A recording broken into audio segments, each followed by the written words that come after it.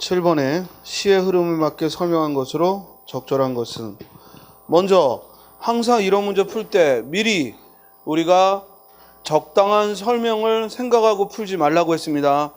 여기 써놓은 설명대로 끼워 맞춰 보는 겁니다. 그죠? 1번, 해는 시든지 오래 했을 때 해가 지고 밤이 깊어진 시간을 나타낸다. 맞죠?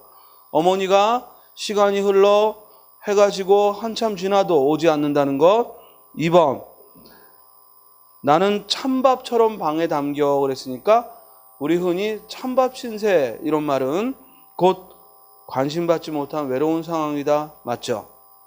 다음, 아무리 천천히 숙제를 해도 이게 공부하기 싫어서 그래요? 왜 천천히 숙제를 하죠? 엄마를 기다리면서죠. 이게 공부하기 싫어서 하는 건 네가 그런 거고. 알겠어요? 즉 화자는 엄마를 기다리느라고. 그렇죠? 정답은 몇 번? 3번. 금간 창틈으로, 창틈이 금이가 있고 그걸 방치했다는 얘기는 가난을 형상화했다. 만약에 이건 가난한 우리 집에서 빗소리를 들으니 이랬다면 식상한 시가 됐을 텐데, 시의 생명은 뭐다? 형상화다. 그래서 우리는 형상화를 보고 다시 그 의미를 추리하는 거야. 시란 딴 게 아니야. 그림이란 딴 게 아니지. 음악은 딴 게 아니야. 형상화한 거야. 소리로 형상화하고 그림으로 형상화하고 글로 형상화한 거야. 그걸 우리는 다시 추상적인 개념을 찾아내는 거죠. 그렇죠? 자, 7번에 따라서 정답은 3번입니다. 다음 8번, 밑줄 친 단어가 상징하는 것. 워낙 천상병 선생의 귀천은 자주 출제된 거지만 여기서 이슬의 의미를 외워서 하는 게 아니라, 여기서 이슬은 곧 새벽빛 와 닿으면 금방 쓰러지는 거야. 이슬을 꾸미고 있는 건 금방 사라지는 거라는 거야. 이해됐어요? 영롱하고 맑은 이슬 이랬다면 그때 이슬에 맑음 그리고 영롱함 이런 걸 얘기한 거겠지만 여기서는 잠깐 있다 사라지는 거야. 마치 우리의 삶처럼. 그죠? 잠깐 있다 사라지는 거. 1번, 어머니는 눈물로 진주를 만든다. 어머니가 연금술사냐? 여기 눈물로 진주를 만든다 뭐야? 사랑이지. 사랑과 애정으로. 사랑과 애정으로 별 볼 일 없는 자식들을 진주로 만드시는 거야. 다음, 반짝이는 나뭇잎은 어린아이들의 웃음 같다. 이때 나뭇잎은 뭐야? 반짝거리는 어린아이들의 웃음 같은 의미로, 잠을 깨고 나니 인생도 한바탕 꿈처럼 곧 기억에서 사라지는, 곧 잠시 우리는 꿈에서 빠져들지만 곧 사라져버리는 것. 정답 몇 번? 3번. 얽매인 삶보다는 구름 같은 삶이, 그럼 이때 구름은 뭐야? 얽매이지 않은 삶이지. 그렇죠? 구름도요, 덧없는 인생을 비유할 때가 있어요. 그러나 이 구절에서는 그런 의미가 아니라, 그래서 우리가 외운 대로 하지 말자 이거야. 그래서 선생님은 뭘 외우라고 한 적이 없단 말이야. 시를 해석할 때. 알겠어요? 주어진 거에서 끌어대면 돼요. 알겠죠? 그건 누구라도 할 수 있어요. 우리 여기 친구들 누구라도 그런 상상력 정도는 발휘할 수 있다.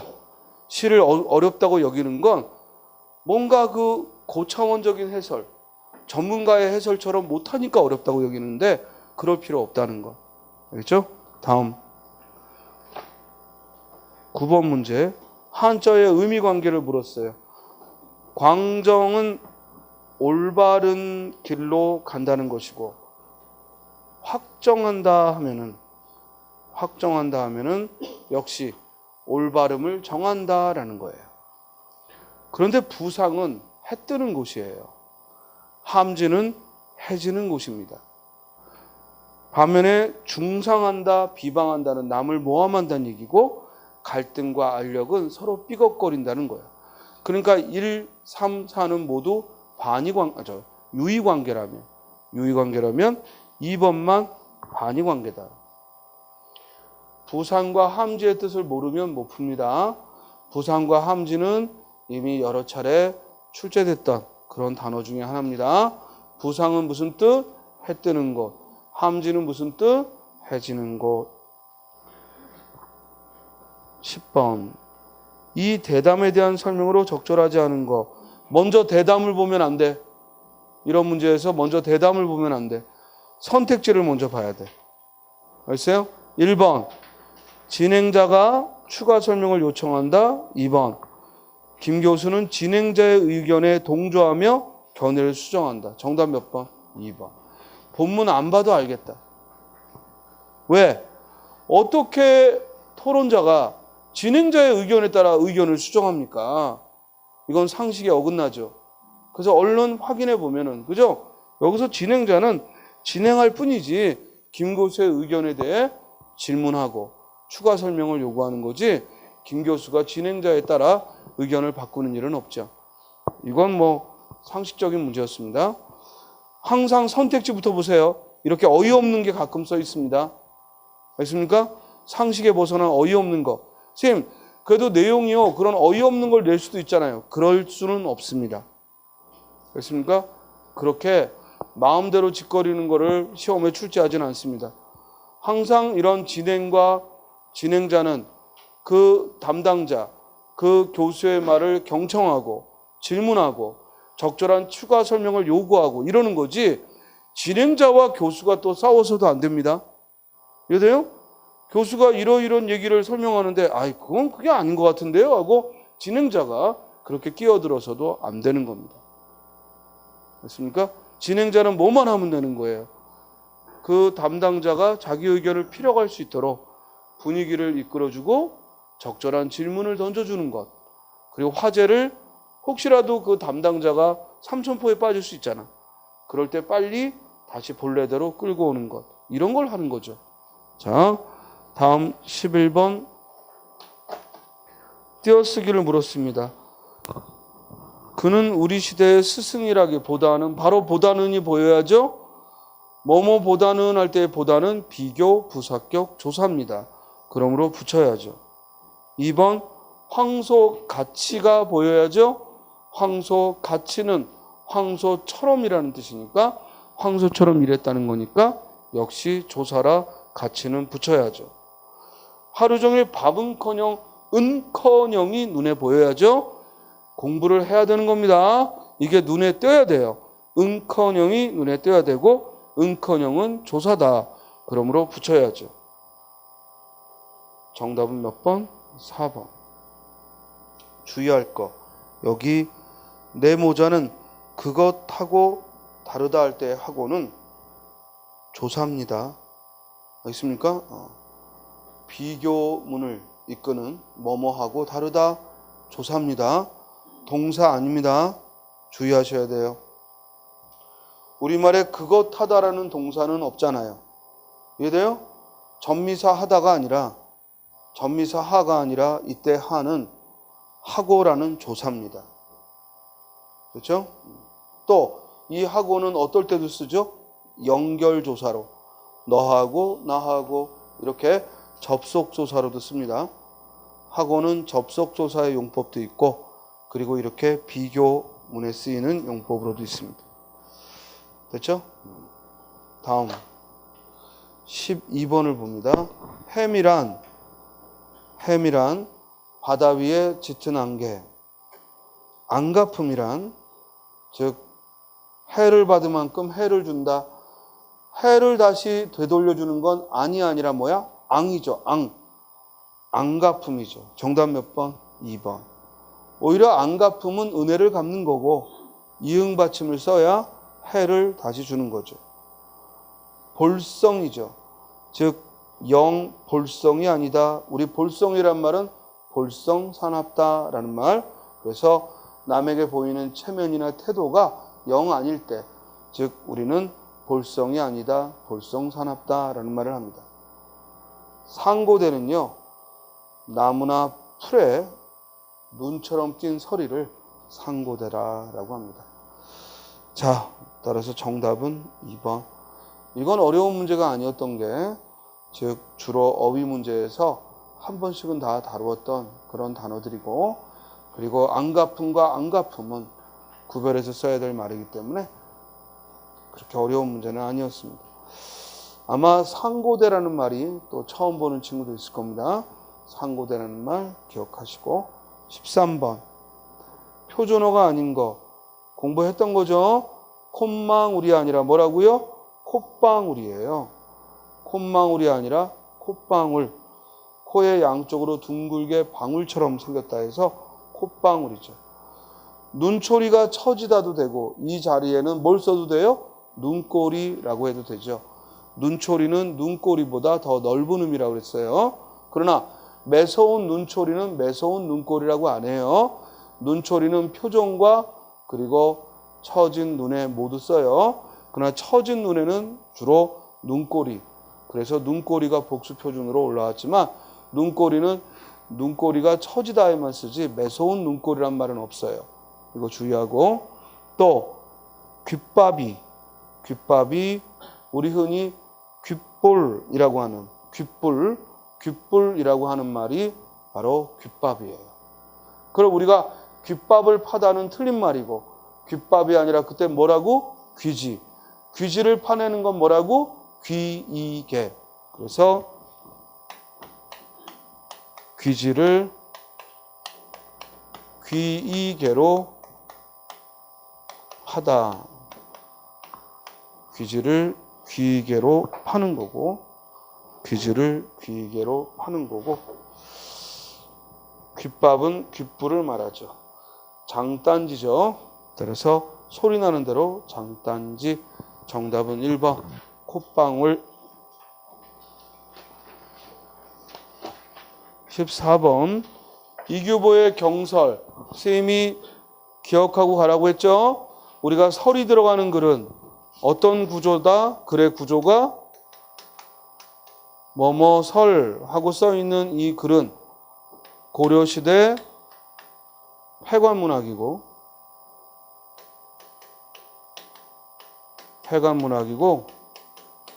지금으로 얘기하면 에세이, 수필에 가까워요. 그렇죠? 구조가 어떻게 되어 있다고요? 경험 플러스 깨달음. 경설은 뭘 경험한 거예요? 흐린 거울을 보는 것. 이걸 경험을. 흐린 거울을 취하는 거예요. 다른 사람들은 맑은 거울을 취하는데 나는 흐린 거울을 취했고 그래서 어떤 깨달음을 전하고 싶은 거야? 어떤 교훈을 전하고 싶은 거야? 굳이 거울이 깨끗해야 한다는 편견을 갖지 말라는 거예요. 잘생기고 멋진 사람이 나타나서 그때 깨끗이 해도 늦지 않다. 거울은 항상 깨끗해야 한다는 편견을 버려라. 편견, 선입견을 버리라는 얘기입니다. 이해됐어요? 그런데 그동안에는 그 주제를 묻는 문제를 냈는데 이번에는 부정적인 질문을 했어요. 이 글에 대한 설명으로 옳지 않은 거. 이렇게 되면 이건 일치 불일치 문제예요. 즉 윗글에 써 있느냐라는 거예요. 필자의 생각으로 써 있느냐. 1번 잘생긴 사람이 적고 못생긴 사람이 많다는 데서 거사의 현실인식을 알 수 있다. 위에 써 있죠? 이 말은 뭐냐면 세상은 잘난 사람보다 못난 사람이 더 많다는 거죠. 2번 용모에 대한 거사의 논의는 도덕성이나 지혜, 안목을 비유한 것으로 볼 수도 있다. 무슨 말이냐? 굳이 이 거사가 용모를 말했다기보다는 즉 거울이라는 것을 가지고 즉 그 맑은 바탕은 그대로 있는 거다. 겉은 더러워도 그 거울의 맑은 본성은 그대로 있다라는 얘기니까 이것이 단지 용모만 말한 건 아니다라는 거죠. 3번 잘생기고 예쁜 사람을 만난 후 거울을 닦겠다는 말에서 거사가 지는 세계관을 보인다. 이 말은 뭐야? 나를 알아주는 사람 앞에서 내가 그때 가면 깨끗하게 거울을 닦는 것이 좋지 않겠느냐. 그런 얘기죠. 그 다음 4번 이상주의적이고 결백한 자설의 현실에 맞서고자 한다. 거사는 충분히 잘생긴 사람이 오면 거울을 닦겠다고 했잖아. 그죠? 어떤 경우에도 거울은 흐려야 한다라고 했다면 현실에 맞서는 거지. 거울은 맑아야 한다는 그런 현실에 맞서는 거라면, 그게 아니라 이 거사는 잘생기고 멋진 사람들이 오면 그러면 그때 가서 거울을 닦아도 늦지 않다라는 얘기를 했으니까 오히려 이상주의적이라고 볼 수는 없죠. 정답 몇 번? 4번. 자, 여기서 잠깐 우리가 방금 경설을 봤고요. 경설은 흐린 거울을 취하면서 결국 말하고자 하는 건 사물의 편견을 갖지 말자는 얘기였다면, 또 우리 참화설은 뭐였죠? 말을 빌렸한 경험을 통해서 무소유의 본질을 말하고 있죠. 우리가 소유한 건 모두 남으로부터 빌린 거다. 무소유의 본질을 말하고 있어. 다음 이옥설을 통해서 우리 친구 이옥설은 뭘 말하나? 어떤 경험을 통해 뭘 말하고 있나? 또 뒤에 친구 어떤 경험을 통해 뭘 말하고 있냐고. 또 뒤에 친구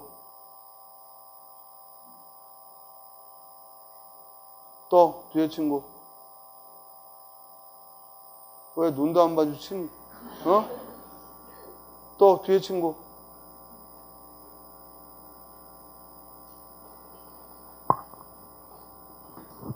자, 이쪽 줄에서 말해볼 사람. 이옥설이 뭔가? 자, 그럼 두 번째 줄에서 우리 친구 말해봐. 지분 고친 경험을 통해서 그때 실수는 빨리 고쳐야 한다. 저렇게 기본적으로 나와야 돼. 알겠어요? 이거 지금 몇 번을 설명하는 거야. 복습을 안 한다는 얘기야. 사람들이 어려운 걸 질문하면 내가 나쁘지. 자꾸 많이 알고 많이 풀려고만 하지 마. 했던 걸 다지란 말이야. 그래야 좋은 점수가 나와요. 실력으로 들어와야 시험장 가서 실력으로 풀지. 어디서 본 것 같은데 이래가지고는 안 돼요. 자, 방금 우리 친구가 말한 대로 이옥설은 지붕을 수리한 경험이야. 그래서 미리미리 고친 지붕은 조금만 손을 보면 됐지만 그냥 방치했던 것은 영영 못 쓰게 됐다는 얘기야. 그래서 유비무환을 얘기하는 거지. 뇌물 얘기한 건 뭐야? 주례설이지? 주례설. 뭐예요? 배를 타고 가는데 사공한테 뇌물을 줬더니 빨리 가고 뇌물을 주지 않으면 천천히 간다는 거야. 그만큼 뇌물이 만연된 그런 시대를 비판한 거야. 심지어 배를 타고 가는 데에도 뇌물을 바쳐야 되는 그런 시대를 비판하는 거야. 슬견설이 있죠? 올해 개띠에라 슬견설이 나올 수도 있지? 이건 뭘 얘기한 거야? 개와 이의 죽음을 통해서 모든 생명은 귀하다. 개처럼 큰 것만 귀한 게 아니라 이도 생명이면 똑같다. 근데 우리는 이를 죽이며 생명에 대한 그런 죄 짓는다는 생각 안 하잖아. 알겠어요? 그게 얼마나 우리 인간의 입장에서 보는 편견이냐 이거야. 안 그래요? 이나 개나 모두 생명인데, 그래서 자연물 또는 짐승들에게 함부로 하는 놈은 언제든지 인간에게도 함부로 해요. 꽃을 함부로 꺾는 놈은 사람도 함부로 꺾는 놈이에요. 그렇습니까? 꽃 한 송이를 귀히 여기는 놈은 사람도 귀히 여겨요. 이건 틀림없는 겁니다. 그렇습니까? 내 소유의 강아지만 이뻐하고 남의 집 개는 귀찮아하면 그놈은 사람한테도 그럽니다. 알겠어요? 그래서 우리가 사람에게 어떻게 대하는지를 보기 어렵다면 그 사람이 사물이나 또는 자연을 어떻게 대하는지를 보십니다. 그렇습니까? 연습장 쓰다가 뒤에 3분의 2가 남았는데도 새 것을 또 사서 쓰는 그런 성격이라면 이 사람은 분명히 끈기가 없습니다. 그렇습니까? 그건 낭비교박의 문제가 아니라 어떤 하나를 가지고 금방 실증을 낸다는 거죠. 그건 사람에게서도 마찬가지입니다. 자, 어떤 놈이 초등학교 때 선물 받은 볼펜을 심을 바꿔가면서 20살이 넘도록 쓰고 있다. 얘는 사람에게도 스토커 짓을 할 놈입니다. 그렇습니까? 상식을 벗어났잖아. 20여 년을 하나의 펜으로 쓴다는 것은 그건 보통 성격이 아니에요. 그건 사람에게도 한번 정을 주면 절대 떨어지지 않는다는 겁니다. 그래서 우리가 주의를 해야 되는 거예요. 자, 슬견설, 개와 이의 죽음을 통해서 모든 생명은 귀하다라는 얘기를 한 겁니다. 됐죠? 이 정도는 자꾸 입에서 나와야 된다 했습니다. 자, 15번 문제. 고쳐쓰기 문제죠? 고쳐쓰기 문제. 그러면 이런 고쳐쓰기 문제는 본문을 보지 말고 선택지 바로 보라고 했어요. 따라서를 그러나로 수정하래요. 그러면 봐요. 윗글에 자본주의 체제에서 모든 계층의 사람이 똑같이 많이 벌고 잘 살기를 바랄 수는 없다. 어느 정도의 소득 격차는 경쟁을 유발하는 동기가 될 수 있다는 걸 부인할 수 없다. 윗글에서의 핵심은 소득 격차는 경쟁을 유발하는 동기다라는 거예요. 그러나 우리와 같은 양극화 현상의 심화 추세를 그대로 방치한 채 자연 치유되도록 기다릴 수만은 없다. 즉 윗글에서는 소득 격차가 경쟁을 유발한다는 걸 인정해. 그러나 지금과 같은 양극화를 그대로 방치할 수는 없다는 얘기니까 그러나로 바꾼 거 맞죠? 다음, 떡 먹은 입 쓸어내듯 이라는 말은 시치미를 떼는 거죠. 떡 먹은 입 쓸어내듯 이라는 말은 시치미를 떼는 거고, 그러므로 의미가 통하게 아랫돌 빼서 윗돌개다. 아랫돌 빼서 윗돌개다는 건 무슨 뜻이야? 임시 방편적이다 라는 거야. 본문 보면 그동안 단편적인 대책이 나오기는 했으나 임시 방편적인 개선은 되지 않았다. 그러니까 임시 방편적으로 일을 처리해서 개선이 되지 않고 악화되었다. 바꾼 거 좋죠? 이해돼요? 시침이 뗐다는 게 아니라 임시 방편적이다. 그죠? 3번. 경원되어서는 안 된다라고 했더니 경원을 사서는 안 된다라고 했는데 본문을 보니까 고소득자와 대기업을 욕하거나 경원한다라는 게 무슨 뜻이야? 경원한다가 뭐야? 존경하고 멀리한다는 거야. 존경해서 가까이 하기 두려워한다는 거야. 그런데 욕을 한대잖아. 이건 뭐야? 무시한다는 얘기니까. 경원이라는 말이 오히려 적절치 않죠. 경원은 무슨 뜻이라고? 존경하고, 그래서 가까이 하기 두려워하는 거야. 그러나 지금 이 경우는 뭐야? 가볍게 여긴다는 거지. 욕하면서 가볍게 여긴다니까 어휘를 바꿔야지. 정답 몇 번? 3번. 경시해서는 안 된다라는 말로 바꿔야지. 그렇죠? 4번. 문단의 통일성의 어긋남으로 삭제한다. 이 글은 지금 뭘 얘기하고 있는 거야? 소득 격차를 얘기하고 있는 거야. 소득 격차와 경쟁을 어떻게 볼까라는 걸 얘기하고 있는 거야. 그런데 밑줄 친 부분에 또한 고소득층의 해외 소비를 촉진한다는 얘기는 이 글에서의 소득 격차의 감소하고는 거리가 멀지? 정답 몇 번? 4번. 아니, 몇 번? 3번이죠. 그러므로 주제와 벗어나니까 4번은 삭제한다 맞죠? 자, 다시 한번. 이렇게 고쳐쓰기 문제가 나올 때에는 절대 본문을 먼저 보지 마시고 곧바로 고쳐 쓴 선택지를 보라. 알겠죠? 전체 글을 읽을 시간 없어요. 그럴 필요도 없고요. 자, 다음 16번. 이건 문법 문제죠? 안긴 문장 알아야죠? 안긴 문장 5개 뭐예요? 명사절, 관형절, 부사절, 서술절, 인용절. 그 안긴 문장이 주성분으로 쓰이지 않은 거. 주성분 4개 뭐예요? 주어, 서술어, 목적어, 보어. 1번 그 학교는 교정이 넓다. 안긴 문장 뭐 있어요? 교정이 넓다. 무슨 절? 서술절로 서술어가 되고 있어요. 2번 농부들은 비가 오기를 학수고대했다. 안긴 문장 뭐 있어요? 비가 오기. 비가 오기는 무슨 절? 명사절이고 문장 성분은 목적어죠. 3번 아이들이 놀다 간 안긴 문장이고 무슨 절? 관형절이죠. 관형절은 관형어니까 관형어 역할하니까 주 성분과는 관계없지. 정답 몇 번? 3번. 4번 대화가 어디로 튈지 아무도 몰랐다. 안긴 문장 뭐예요? 어디로 튈지. 어디로 튈지. 어디로 튈지의 문장 성분은 서술어 몰랐다의 목적어가 뭐야? 어디로 튈지를 몰랐다는 거 아니에요.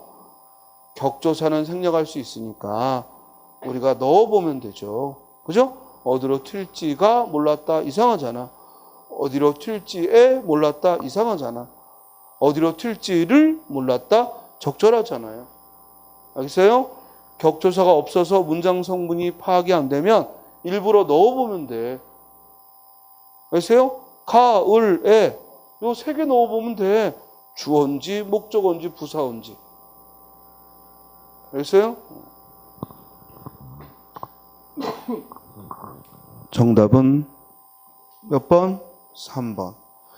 16번은 문법 지식만 있으면 쉽게 빨리 풀 수 있는 문제였습니다. 안긴 문장에 대한 지식이 부족하거나 주성분에 대한 지식이 부족하면 풀기 어렵죠.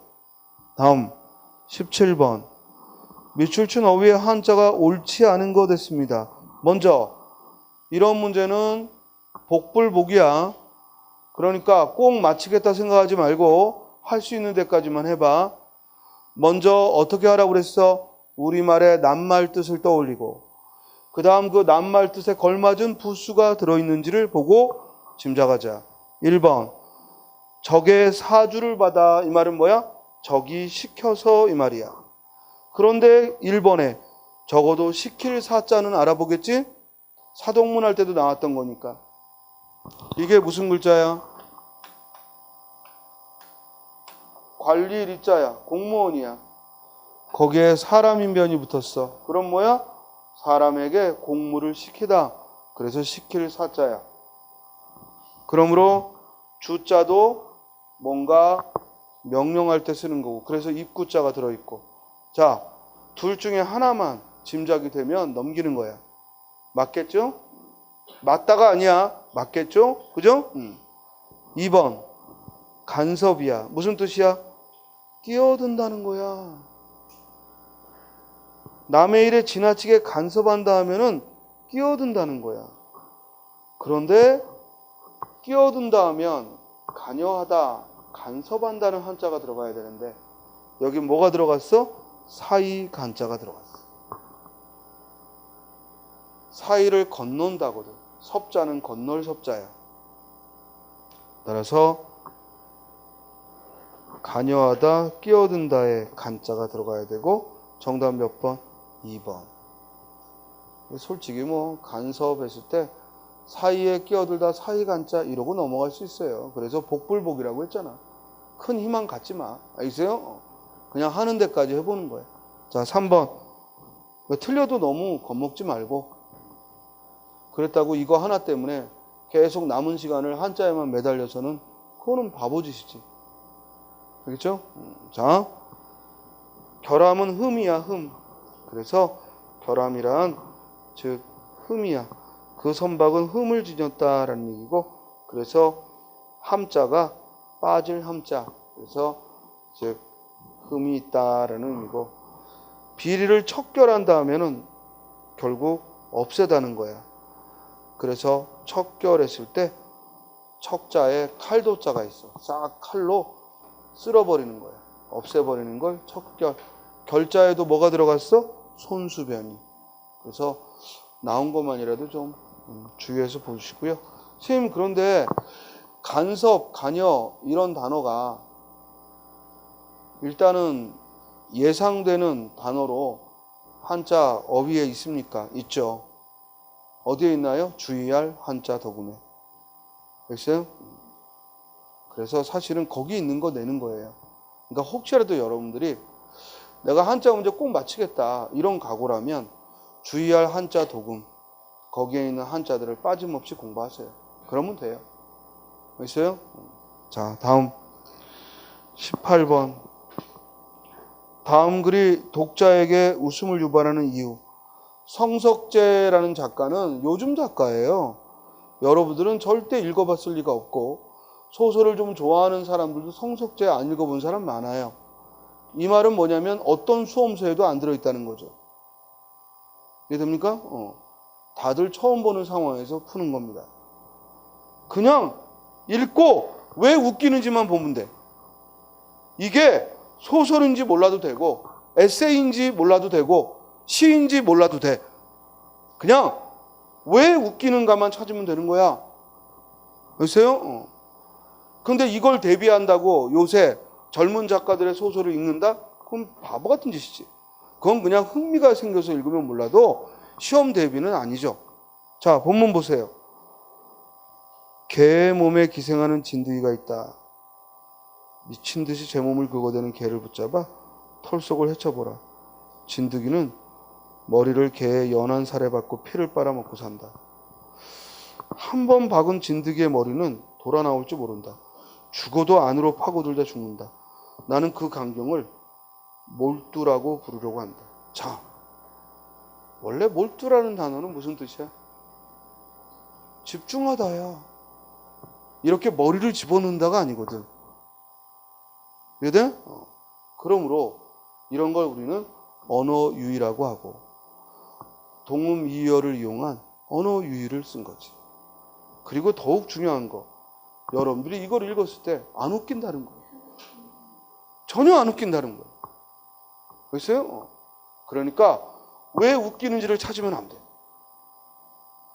뭘 찾아야 돼? 표현 방법. 여기 지금 몰두라는 단어를 아무리 생각해도 이가 진드기가 개 몸속에 머리를 박는다고 해서 이걸 몰두한다고 안 그러잖아. 그러니까 말장난이구나. 언어 유희구나. 이걸 찾아야지. 이거 읽고 황당하죠. 안 웃기는데 이러고. 이 성석재는요. 해학과 요즘 시대의 해학과 풍자의 작가로 유명해요. 근데 솔직히 선생님은 이 소설 작가의 책을 몇 권을 읽었는데 안 웃기더라고. 왜? 웃기는 게 전부 이런 언어 유희야. 그러니까 안 웃겨 나는. 근데 이제 몇몇 평론가들은 웃긴다 웃긴다. 그리고 이분이 이문열 씨한테 공부한 사람이에요. 그러니까 이문열이라는 후광이 있기 때문에 굉장히 높이 평가하고 상도 많이 받는다. 근데 스님이 볼 때는 뭐야? 수준 이하야. 그건 이제 내 개인적으로. 또 여기 성석재 팬들이 있거나 여러분들은 아닐 것 같은데 그래도 저 동영상을 보는 또 일부 알겠어요? 또 문학을 하는 친구들은 국어선생 저 새끼 지가 뭘 안다고 성석재 선생을 저렇게 폄하하나. 내가 볼 때는 그냥 쓰레기예요. 그런데 문제는 이게 이제 그렇게 객관적이지 않지. 문단에서는 평가를 받습니다. 사람들은 신경숙을 표절 작가라고 손가락질 하겠지만 선생님 개인적으로는 신경숙이 그건 큰 실수를 한 거고 잘못을 한 거지만 신경숙이라는 사람이 줬던 문학 전체가 표절은 아닙니다. 그 사람은 그 사람 나름의 정말 FM대로 쓴 사람이야. 뭐냐면 고등학교밖에 안 나온 사람이야. 알겠어요? 공장에서 일하던 그냥 일반 여자예요. 그 사람이 책이 좋아서 밤마다 들어가서 코피 흘려가며 책 베낀 거야. 그러면서 문장을 키운 거야. 그리고 당당하게 등단했고 그리고 그 사건이 벌어지기까지 대한민국 1등 소설가였어. 근데 왜 그런 짓을 했는지 모르겠어. 그러니까 참 안타까운 건 이분이 왜 그랬을까. 물론 부분 좀 베낀 것 같은 느낌이 들기는 하지만 그런 건 얼마든지 있을 수 있어요. 그렇지만 왜 하필이면 일본의 유명한 작가 것을 베꼈을까. 이건 그냥 베낀 거거든. 그대로 그 문장을 왜 그랬을까. 그게 지금도 나는 안타까워. 그리고 이분 남편이 문학평론가예요. 그 문학동네라는 잡지의 평론가인데 사실은 대학 교수인 남편과 고등학교 출신의 소설가가 만난다는 것 자체가 이거 쉽지 않은 얘기입니다. 그리고 신경숙 소설가를 아는 친구가 있겠지만 객관적으로 예쁜 여성이 아닙니다. 그럼에도 불구하고 그의 능력을 높이 봤다는 거죠. 됐습니까? 그래서 스님은 개인적으로 안타깝습니다. 스님은 신경숙의 팬 중에 한 명이었는데 이제 그분은 글 다시는 못 씁니다. 왜? 어떤 걸 써도 이제 엄중한 어떤 시선을 받을 거고 그러면 안 걸릴 수가 없습니다. 그래요?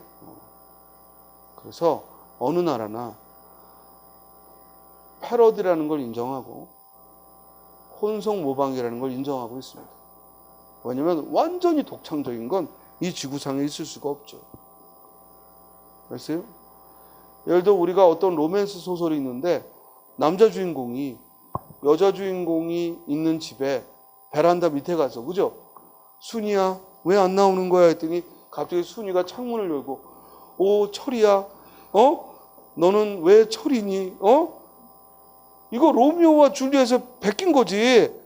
그러나 그 장소가 베란다가 아니고 집에 베란다가 아니고 다른 장소로 옮겨가서 그런 얘기를 하거나 전화통화로 그런 얘기를 하면 그거는 표절이라고 보기는 어렵지만 그 모티브는 똑같아요.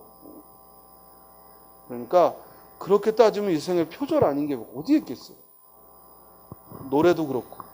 근데 이제 그대로 베껴오면 표절이에요. 그러나 그것의 어떤 기법이나 아이디어가 가져오면 그거는 표절이라고 하지는 않습니다. 어찌됐든 좀 개인적으로는 안타깝고 성석재 같은 이런 작가를 뭐 스님이 개인적으로는 안 좋아하는데 문단에 힘이 있기 때문에 이렇게 시험에도 나옵니다. 자, 언어 유의한 거예요. 1번 소리는 같지만 뜻이 전혀 다른 두 단어를 의도적으로 혼란스럽게 쓴 게 아니죠. 왜냐하면 낱말의 뜻을 마치 실제로 그 낱말의 뜻인 양 그렇게 쓰고 있는 거지 몰두와 몰두를 헷갈려 하는 건 아니죠. 그러므로 답은 몇 번? 4번이죠. 어떤 단어를 보통 쓰이는 의미 대신에 일부러 의도적으로 비틀어서 몰두의 뜻을 뭐 진드기가 그죠? 개 몸에 머리를 쳐박듯이 이렇게 몰두가 등장했다라고 짐짓 허세를 부리는 거야. 이걸 이제 어르신들은 좋아라 하는 거야. 이게 언어유희다 이거지. 그러니까 한자를 좀 아시는 어르신들 그런 사람들에게는 성석재 소설가가 굉장히 사랑받아요. 이분이 나이가 있어요. 스님보다 많습니다. 근데 이제 뒤늦게 작가가 됐는데 스님보다 나이도 많고 그러니까 저 어르신들이 볼 때는 뭐야? 귀여운 거야. 한자를 가지고 이렇게 언어 유희를 하고 이러니까. 근데 한자 세대가 아닌 세대들이 볼 때는 뭐예요? 약간 이 신소설인데도 꼭 꼰대 같은 그런 느낌을 주는 겁니다.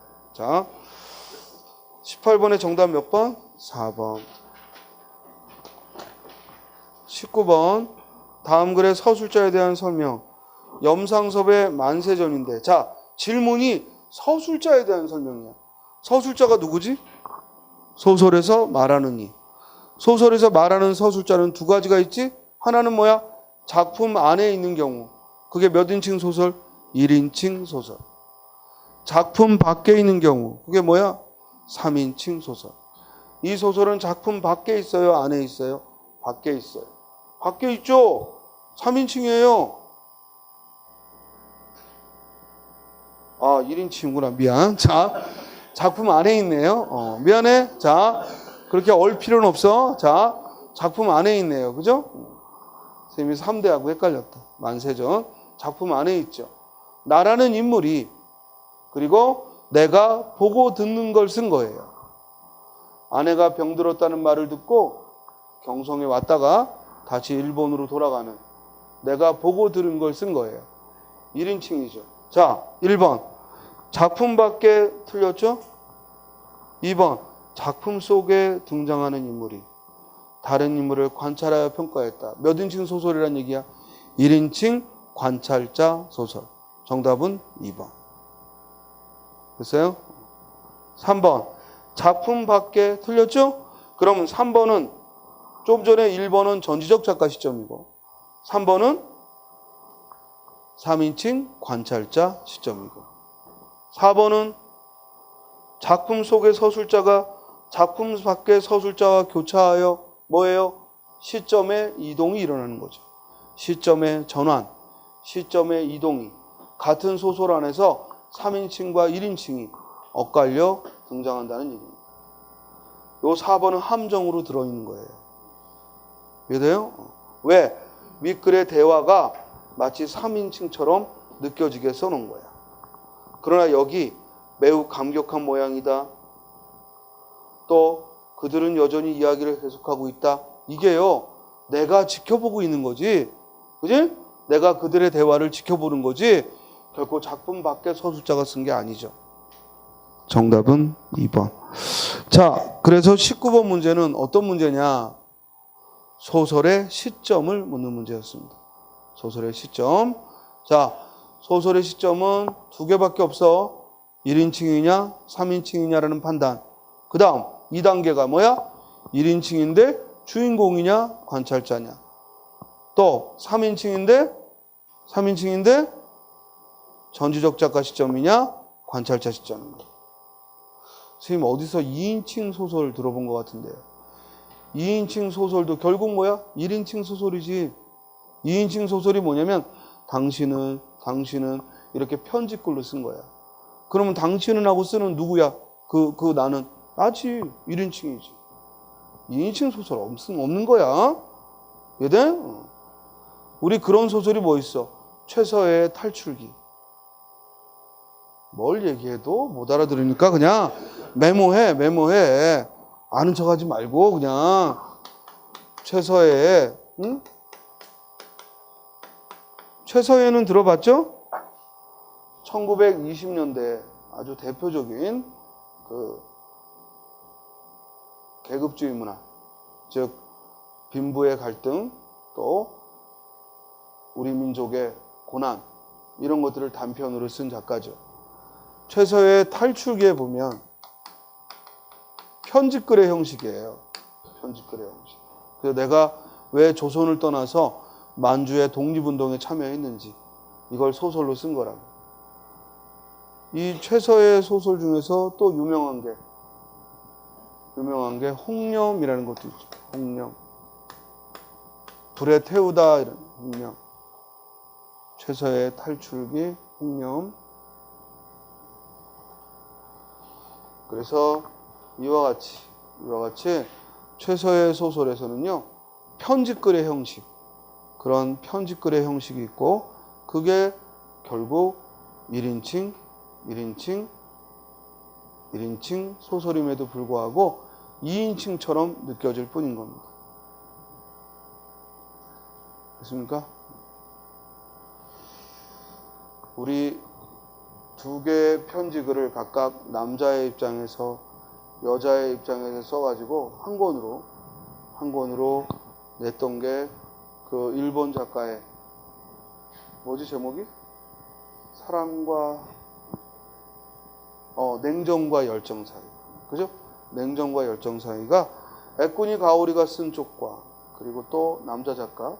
선생님은 이상하게 남자 작가는 외우고 싶지가 않아. 그래서 남자 작가가 쓴 쪽과 그 작가도 선생님이 좋아하는데도 이상하게 여성 작가는 외워지는데 남자 작가는 아니에요. 왜냐면 남자 작가들은 대부분 이름들이 길어요. 무라카미 하루키 마사다 어쩌고 저쩌고. 하긴 그러고 보니 여성 작가도 길구나. 에쿠니 가오리 마유미 베이시 이렇게 긴데 남자도 히가시노 게이고 기네. 하여간 어쨌건 그런데 이 남자 작가와 여자 작가가 냉정과 열정 사이 해가지고 두 작가가 주고받는 걸 소설로 이렇게 묶어냈죠. 우리나라에서 그거 본따가지고 정의원이라는 소설가와 알랑드 보통이라는, 알랑드 보통 알죠? 이게 사랑이냐 또는 보통 뉴스의 시대 이것저것 쓴 놈, 젊은 젊을 때부터 머리 하나도 없는 놈. 알겠어요? 우리나라를 너무 좋아하는 놈. 왜냐면 자기 책이 잘 팔리니까. 난 처음에 알랑드 보통 보고 베르나르 베르베르인 줄 알았어. 왜냐면 두 놈이 비슷하게 생겼더라고. 근데 어쨌건 우리나라 좋아하고 그 손석희의 뉴스룸에도 나왔죠. 알랑드 보통. 알랑드 보통의 글은요. 불안이라는 게 최고예요. 불안이라는 거. 나중에 꼭 기회 되면 읽어봐. 정말 인간이 갖는 불안에 대해 모든 할 말을 다 써놓은 거야.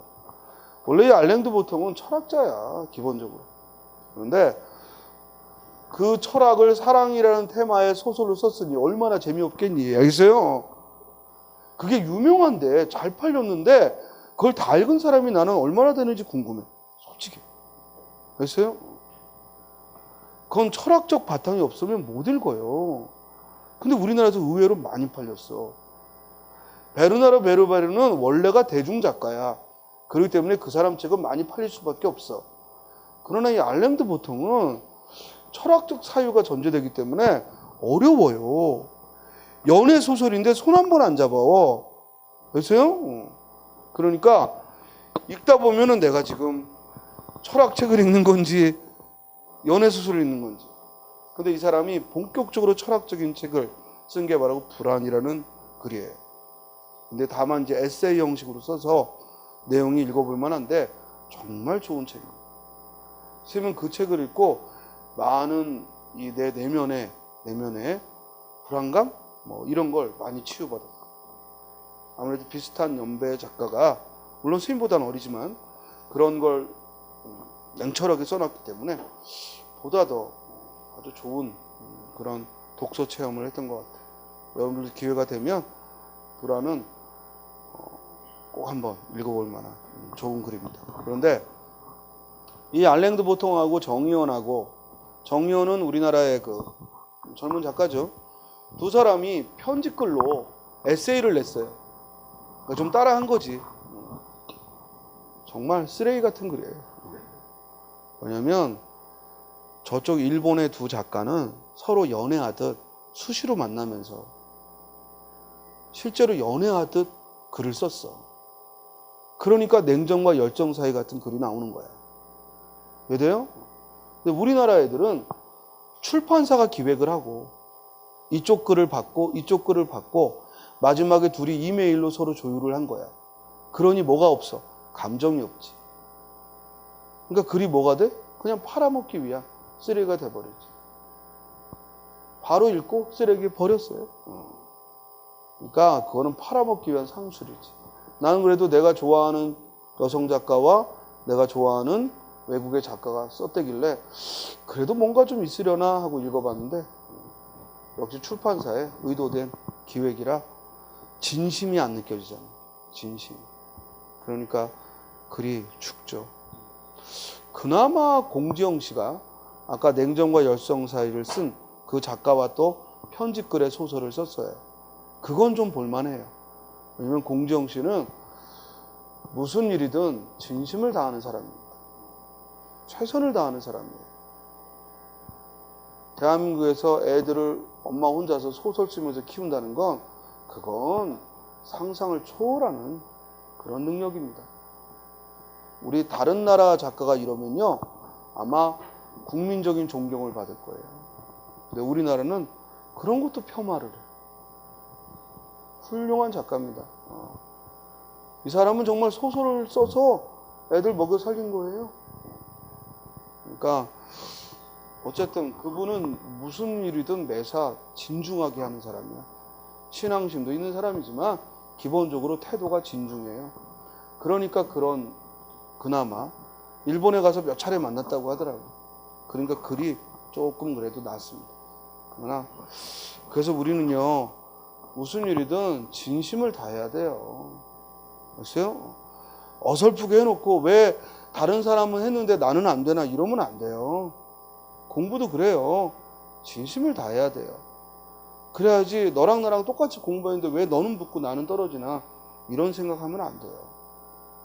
결국 진심을 다한 사람이 결국 할 걸 다한 사람이 자기 능력껏 할 걸 다한 사람이 결과에서 만족할 수 있게 돼요.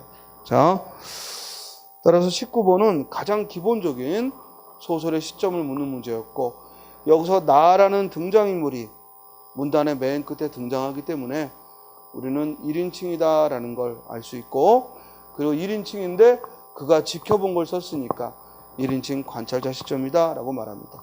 다음 20번에요. 다음 글을 근거로 할 때 니은의 답이 갖는 특징, 사실은요 그동안에 출제됐던 국어 문제에 비해서는 아주 새로운 유형이에요. 뭐냐면 윗글에 설명을 적어놨는데 이게 전부 논리학의 율이에요. 율, 법칙, 대화의 법칙. 그걸 써놓은 다음에 밑에 적용해 보라는 거예요. 먼저 윗글을 봐야 돼요. 그라이스는 원활한 대화 진행을 위한 요건으로 4가지 협력의 원리를 제시했다. 첫째, 주고받는 대화의 목적에 필요한 만큼만 정보를 제공하고 필요 이상의 정보를 제공하지 말라는 거. 이게 뭐라고? 양의 경률. 그러니까 주고받는 말이 3,000보로 빠지면 안 된다 이거지. 보세요? 양의 경률. 둘째, 진실한 정보만을 제공하도록 노력하고 증거가 불충분한 것은 말하지 말라. 이걸 뭐라고 부른다고? 질의 경률. 그러니까 범위를 벗어나지 않아야 되는 게 양의 경률이고, 그리고 그 내용은 뭐야? 아는 것만 말해야 돼. 아는 것만. 이해되나? 그걸 질의 경률. 그 다음 셋째, 대화 맥락과 관련되는 말만 해라. 이걸 뭐야? 관련성의 경률. 그러니까 어떤 에피소드를 들 수는 있다 이거지. 늘 그 주제만 말할 수는 없어. 그러나 그래도 뭐야? 관련은 있어야겠다 이거지. 넷째, 조리 있게 말하라는 태도의 경륜. 그러니까 아무리 그게 양이나 질이나 관련이 있어도 간결하고 조리 있게 말해야겠다. 이걸 태도의 경륜. 됐죠? 그러면 체중이 얼마나 되니? 그랬더니 55kg인데 키에 비해 가볍다라고 했어요. 이는 관련성의 경륜을 위배했다. 그런가요? 그런가요? 그렇죠. 왜? 봐봐. 55kg인데 이거 무게를 얘기하잖아. 아, 오버한 게 아니구나. 미안. 가볍다고 했으니까 이건 관련은 있죠. 그러니까 55kg이라는 그 몸무게가 키에 비해서는 즉 가벼운 편이다. 그러니까 관련성이 있지. 그러니까 위배된 건 아니네요. 그렇죠? 선생님이 지금 순간 착각했어. 위배된 게 아니고, 왜냐면 가볍다라고 했으니까. 그랬어요?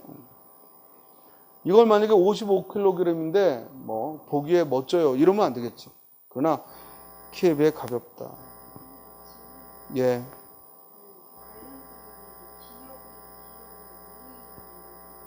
뭐라고?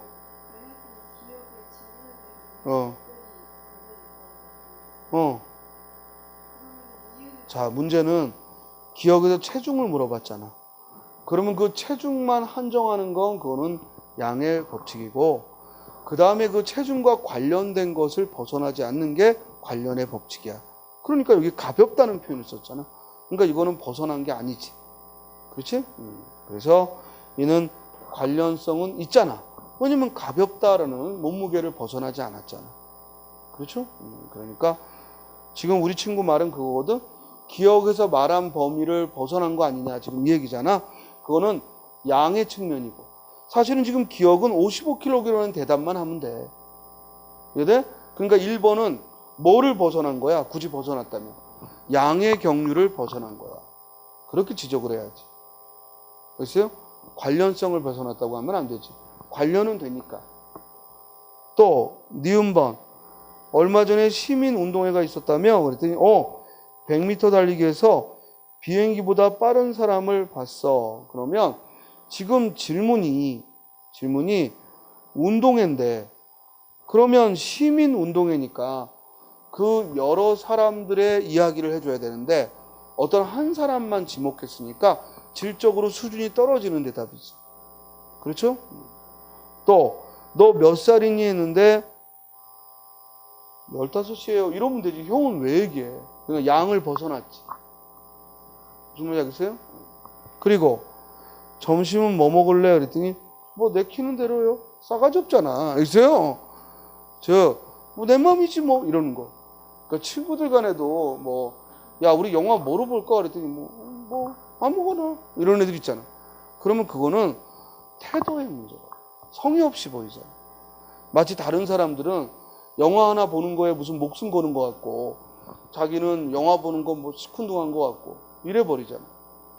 그럴 때 우리는 태도가 기분 나빠지는 거예요. 그걸 태도의 경륜이라고 합니다. 사실은 시험 문제에 나와서 그렇지만 알아둬야 될 대화의 기술입니다. 그렇습니까? 그러면 우리가 어떤 말을 할 때 조금 조심하게 되는데 이거 알아도 잘 안 돼요. 실천은. 알겠어요? 자, 질문. 오늘 수업하는데 선생님이 짜장면 얘기, 치킨, 첼리 치킨 얘기를 했어. 그거는 뭘 위배한 걸까? 뭘 위배한 거예요? 양을 벗어났잖아. 시험 범위에 양을 벗어났잖아요. 이해돼요? 무슨 말인지 알겠습니까? 자, 이 본문 내용을 설명하다가 거기서 역사적인 단죄 이런 얘기를 하다가 즉 우리 사회에 부정부패가 만연한 그런 문제에 연관을 지어서 얘기를 했어. 그럼 뭘 위배한 걸까 그거? 뭘 위배한 거야? 분명히 부정부패라는 단어와는 연관이 되는데 질적으로 그건 시험과는 무관하잖아. 그럼 뭘 위반한 거야? 질의 경륜을 위배한 거지. 그럼 스님은 대화 때 수업 시간에 다 위배했네요? 다 위배했다. 알겠어요? 그러니까 그 위배가 벌어질 수밖에 없다고. 왜냐면 한 사람이 주도하니까. 만약에 여러분하고 나하고 주고받는 얘기라면 그런 일은 좀 줄어들죠. 그래서 이게 대화의 기술이야. 왜냐면 강의를 할 때나 설명을 할 때는 이게 적용이 안 돼요. 왜? 강의할 때는요, 좀 다른 얘기를 하더라도 여러분들이 졸거나 아니면 딴짓하면 화제를 끌어와야 돼요. 그리고 또 아무리 좋은 얘기를 열심히 해도 대부분이 자고 있어. 못 알아들어. 그러면 쉬운 말로 바꿔줘야 돼요. 그렇기 때문에 이건 대화의 기술이고 이걸 강의의 기술에 적용하면 다 위배되지. 그러니까 이건 대화를 할 때 여러분들이 누군가 대화할 때 적용해 보시면 돼요. 자, 잠깐 쉬었다가 또 이어합시다.